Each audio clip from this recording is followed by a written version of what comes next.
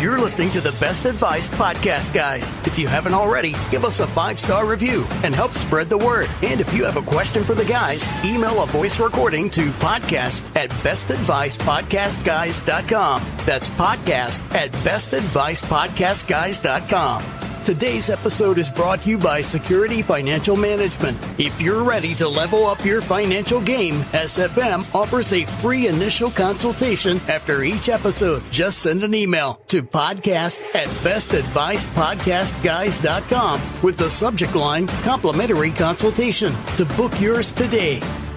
Ooh, welcome back to Best Advice Podcast, guys. I'm your host, Rob Lovaglio, here as always with Fatz Jacks and Mitch. Gentlemen, what's cracking like it?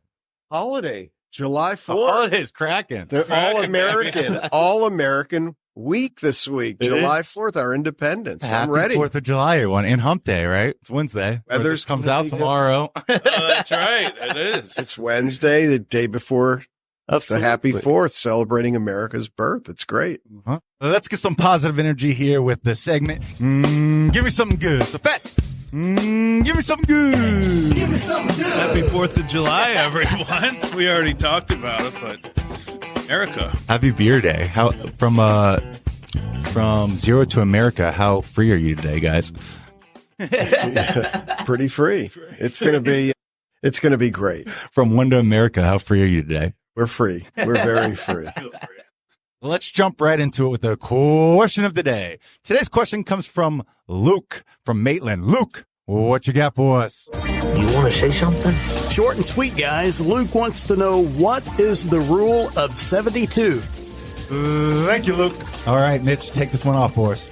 Well, the question is, what is the rule of 72? You've probably heard about it. Most of you might have known what it means or what it is, but the actual real definition of the rule of 72, it's a simplified formula that calculates how long it takes for your investments to double. How long does it take for your investments to double? It comes in handy when planning for retirement, what your investments should look like. Again, you always try to figure out your suitability. Much younger, you can take a little more risk because you've got a much longer time horizon. And older people, like myself, you don't have that long time horizon, so you really have to be careful. But there's lots of rules, and it really applies to the rule of 72, also applies to compound interest. And compound interest is what will double your money.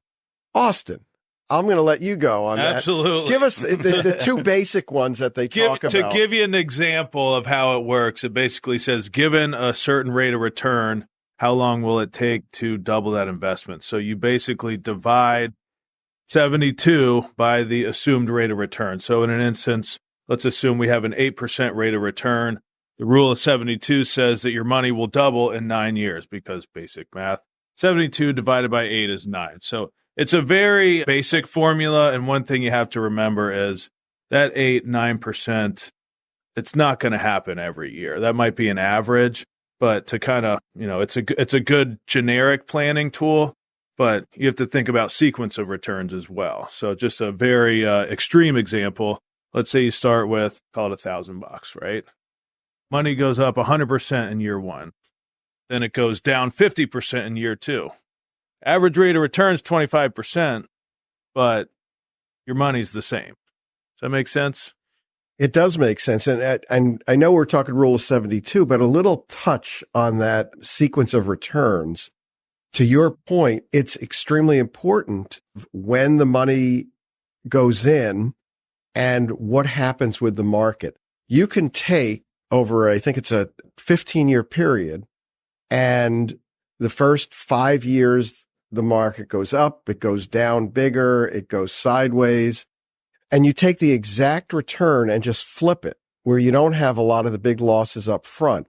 After that 15-year period, you'll both have, and using a certain number, about a 7% annualized return.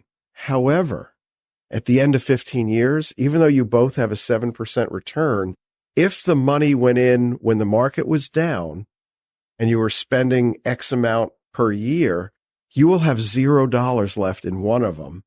And if your money went up during that time and flipped around, but you still the same 7% return on the other side, when market wasn't down as much, you'll have a lot more money versus zero money. So you have to be careful with sequence of returns. It's very complicated. We have that information, but it's a lot to do on a call, on a podcast like this. But just know you can talk to your advisors about it, and it's sequence of return, which you brought up. And compounding also makes a big difference. Sure, yeah. And in addition to compounding in the sequence of returns, when people are figuring that out, you also have to take into account inflation and taxes, because inflation and taxes will erode your purchasing power and how much money you'll have as well. So those are things that we really need to take a look at. It's not that simple, because most people know the rule of 72. If I average 7%, my money doubles in 10 years. If I average 10%, my money doubles in 7 years.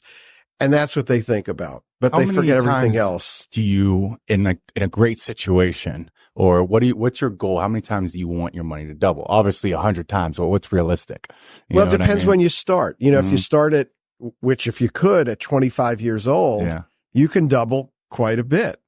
If you start at 60, that's going to hurt your doubling ability, because, if you just get a 7% return in 7 years, your money will double at 67 years old.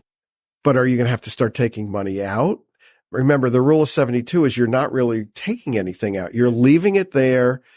Taxes aren't coming out, compounding, inflation. So it really matters. And of course, it gets back to start when you're young, or as young as you can, but don't get discouraged if you're saying, okay, I'm 58 years old. What do I do? Start investing. Invest whenever you can. There's a misconception that I also was a part of it, was that, investing, you need money to invest. Like you need like 50 grand to invest or start your retirement fund, when really it's $50. $50. If you're young, and just consistency and that kind of dollar cost averaging will kind of help with the scenario you gave earlier with, what'd you call it when you put in money at the wrong time, and the sequence of returns, right? So you can do dollar cost averaging, which is you can put in $100 a week, $100 a month, and it's going to kind of take away that liability. And then also your money's going to double. Absolutely. Absolutely. So, obviously the greatest thing you could do is start when you're younger, no matter how much you possibly could put in. But don't get discouraged if you're not able to do it until you're a little older. The key takeaway is do it. You can do it. Do it. And the rule of 72, a lot of people, here's your trivia question of the day. It's been around. It started 2 years after Columbus discovered America in 1494 by another Italian. I'm Italian. Luca Pacioli. Luca Pacioli in 1494 referenced this rule in a comprehensive mathematics book called Summa de Arithmetica. There you go. That was my Italian. I don't think stocks were around then, though. I'm Italian. Yeah, you are. So that's when it started. So it's been around for a long time. But yeah, so lots and lots of things. But again, compound interest is key. Taxes are key. And investing at any age is key. All right. That's what it takes. That's where you summarize that for Luke. Rule 72. What's the big picture here? Big picture, Luke. It's a very basic planning tool. You take the number 72, divide it by the assumed interest rate. That tells you when your money would double in a compounding interest scenario. That being said, there's a lot of other factors at play, like sequence of returns, the amount that you're adding. I mean, we try to bring it back to the planning and investing and really creating those habits of invest what you can as often as you can. And, compounding interest will help you build wealth slowly over time. But rule of 72, very basic planning tool. There's other factors to consider, though. I just also wanted one other thing on that. Remember, though, the rule of 72, it's a rough estimate, and assumptions aren't always correct. Not guaranteed anything. Assumptions are not always correct. Correct. It assumes a constant return. The stock markets are anything but constant. They're always up and down, and the average return is always far from indicative of the return you're likely to get. So Great vocab word right there. yeah, so Strong word, strong word. I've been investing for a long time, so I had to think of that. But again, it's a rough, good estimate. Things change, the market varies, returns will vary, but it's a good rule to think about and help you think about invest whatever you can. All right, gentlemen, we are creeping up on 10 minutes now. Let's get a quick market update with a minute with Mitch. Mitch. 1 minute with Mitch. Well, last week, the market, some good news came out. Some of the key indicators have come down. Inflation dropped about 0.1%. Unemployment numbers are starting to look pretty low now. They're starting to really come down. We did hit that 4% mark. Remember, 5% is still considered full employment.